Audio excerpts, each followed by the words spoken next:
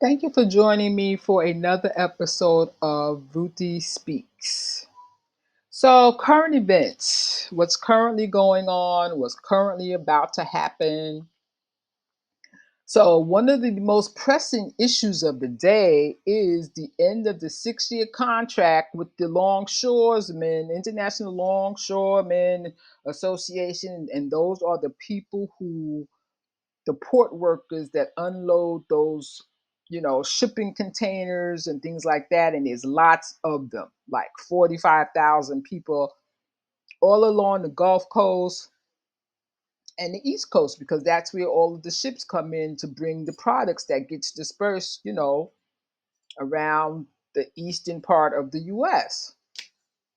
So the port strike negotiations has been ongoing since February 2023. That means an entire year has passed and they have been negotiating. The president of the ILA, Harold Daggett, is asking for a 70% increase over the life of a newly negotiated contract. So I don't know how they're going to figure that out. So the current contract is ending after 6 years, and the president is very adamant, and he's kind of cocky too because he's making it seem like he personally has the power to destroy people, basically. So you should go watch his interview on online. It's on there. What is the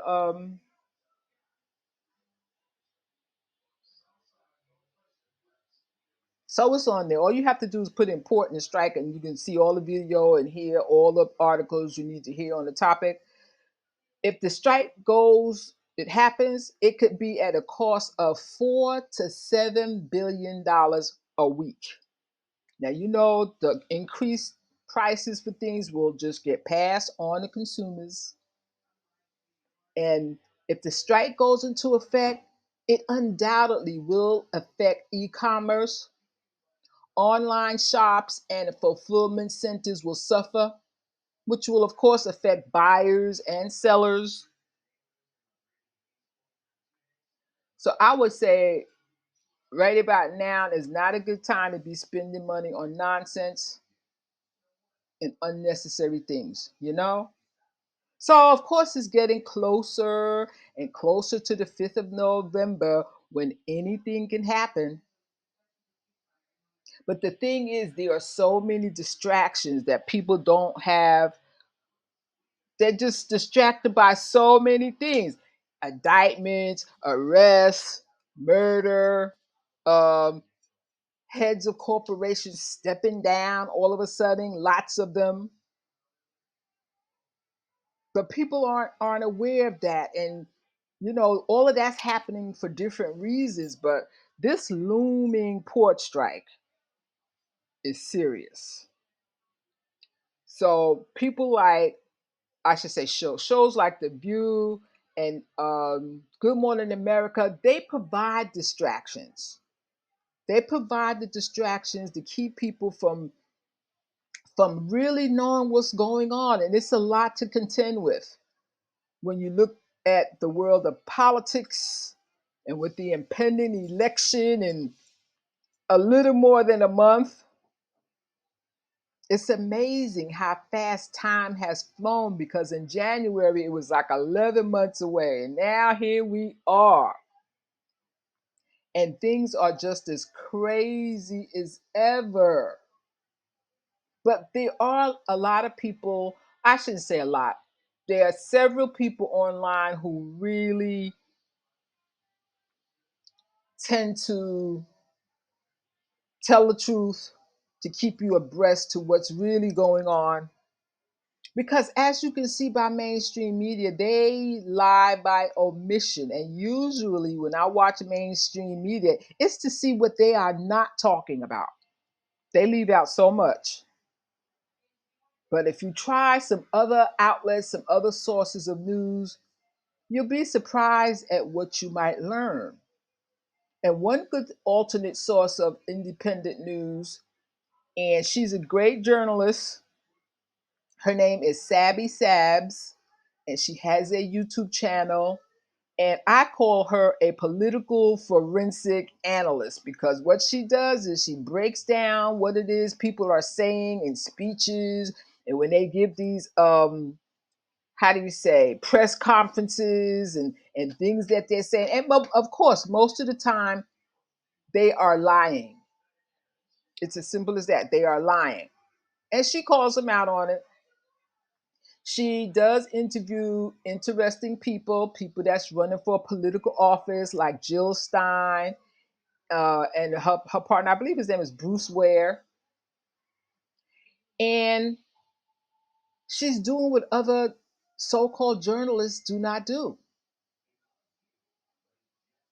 Mainstream media, Fox, CNN, ABC, NBC, MSNBC, all of them, they all have ulterior motives for saying what it is they say.